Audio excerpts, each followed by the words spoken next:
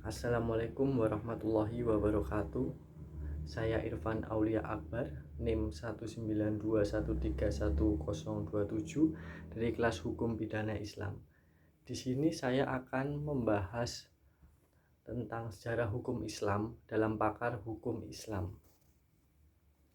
Yang pertama, konsep formal substansif hukum Islam.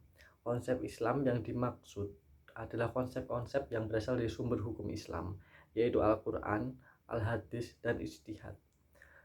Secara ringkas, pemikiran hukum Islam adalah bahwa konsep hukum-hukum Islam dibatasi ruang dan waktu, yakni hukum Islam sebelum periode Umayyah dengan karakteristik hukumnya yang bersifat normatif sebagai hukum suci, dan pembatasan hukum Islam pada akhir pemerintah Umayyah yang bersifat teknis dalam tataran hukum positif. Menurut konsepsi Islam, pembahasan hukum Islam tidak terlepas dari terminologi fikih dan syariah dari sejarah keduanya. Dengan demikian, istilah fikih memiliki makna yang sangat luas, yaitu mencakup semua hukum yang disyariatkan oleh agama Islam. Menurut para fuqaha, istilah fikih mengandung dua pengertian. Pertama, fikih adalah memelihara masalah-masalah hukum syara yang praktis diambil dari Al-Quran dan As-Sunnah. Kedua, fikih adalah kumpulan hukum syara. Konsep hukum Islam dalam pandangan Descartes merujuk pada hukum dalam arti tata hukum, keputusan pejabat, petugas, proses pemerintahan, perilaku yang teratur dan ajak. Dengan demikian, konsep ini jelas berada dengan konsep hukum Islam. Pandangan hukum sebagai yang dikaji oleh Descartes secara prinsipal amat berbeda dengan pemahaman para ulama fikih. Pandangan hukum sebagaimana yang dikaji oleh Descartes secara prinsipal amat berbeda dengan pembahasan para ulama fikih. Meskipun demikian, terminologi yang digunakan Descartes merupakan sesuatu yang dinamis. Secara terminologi, pemikiran Descartes mengalami dinamika, tetapi secara substansial, hukum Islam di mata Descartes harus memiliki sifat teknis dan formal seperti dijelaskan di atas.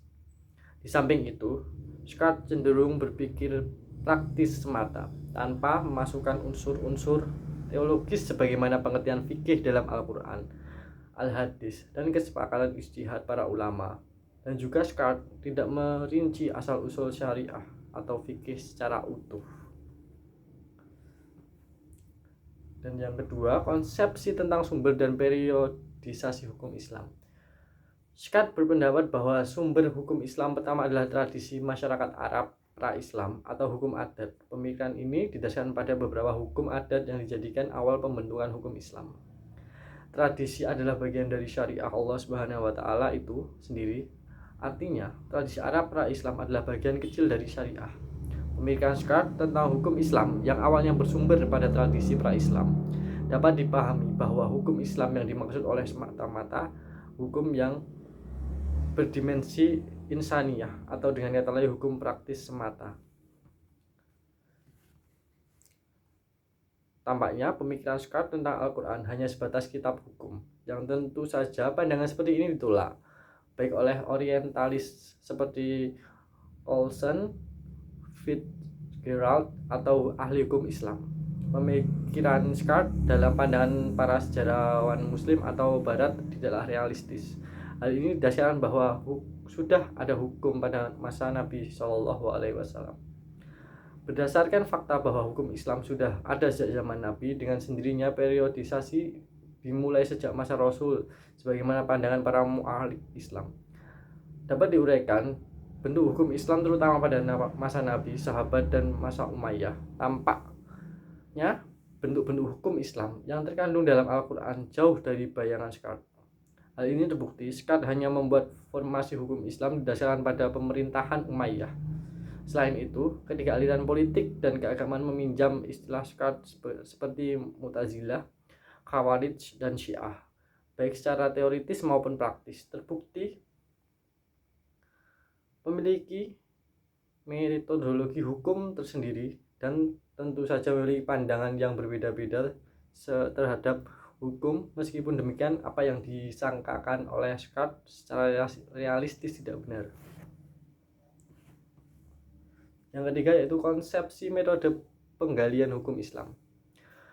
Juhayya S. Praja menjelaskan bahwa karena hukum Islam berdimensi uluhiyah, dalam arti ia adalah bagian dari agama, paling tidak ada 4 pendekatan yang digunakan dalam penelitian tersebut. Yang pertama pendekatan teologi, yang kedua filsafat, yang ketiga sejarah, dan yang keempat ilmu-ilmu sosial. Pendekatan teologi penting dilakukan dalam meneliti hukum Islam, didasarkan bahwa teologi bukan hanya mencoba menjelaskan bagaimana sesungguhnya berbicara tentang Tuhan atau pembahasan Tuhan semata. Teologi meneliti aturan-aturan yang mengatur syariah, fikih, dan pen. Pendekatan teologi nampaknya selalu diabaikan oleh Scott. Scott hanya memfokuskan pada penelitian sejarah dan sistem syariah tanpa melibatkan legislasi Al-Quran. Pendekatan lain terhadap penggalian hukum Islam adalah pendekatan filsafat, sebagaimana dijelaskan oleh Juhayya S. Praja, bahwa filsafat mempunyai tugas utama. Dengan demikian, filsafat hukum Islam memiliki objek baik teoritis maupun praktis. Kegunaan filsafat hukum Islam terhadap penelitian hukum Islam adalah menjelaskan dan memberikan pengetahuan hukum Islam secara utuh kepada yang mengkajinya. Pendekatan filsafat hukum Islam atau maqasid asy-syariah yang digunakan oleh Scott dalam arti kemaslahatan tampak tidak terjadi. Menanggapi metode yang digunakan oleh Scott, mengutip pendapat Surjono Sukanto bahwa kelemahan pokok dari mazhab sejarah terletak pada konsepnya mengenai kesadaran hukum yang sangat abstrak. Sampai batas ini pemikiran Scott tampaknya dapat dibenarkan dalam koridor pendekatan sejarah, meskipun hal itu bukan yang final dalam menjusri hukum. Dipahami bahwa metode sosiologi hukum yang digunakan oleh Scott dalam menggali hukum Islam di satu sisi memberikan nilai manfaat terhadap substansi hukum dalam realitas masyarakat, tetapi di pihak lain pemikiran Scott ini mengarah pada penilaian hukum secara maksimal. Oleh karena itu, menurut analisis memahami hukum Islam tidak hanya bisa didekati dengan 2 pendekatan sebagaimana dilakukan oleh Scott, yakni pendekatan sejarah dan ilmu-ilmu sosial dalam hal ini sosiologi hukum, tetapi perlu pendekatan yang komprehensif yang melibatkan semua pendekatan teologi, filsafat, sejarah, dan ilmu-ilmu sosial. Di samping secara spesifik, didekati pula dengan pendekatan bahasa dan maqasid syariah. Terima kasih, cukup sekian penjelasan dari saya.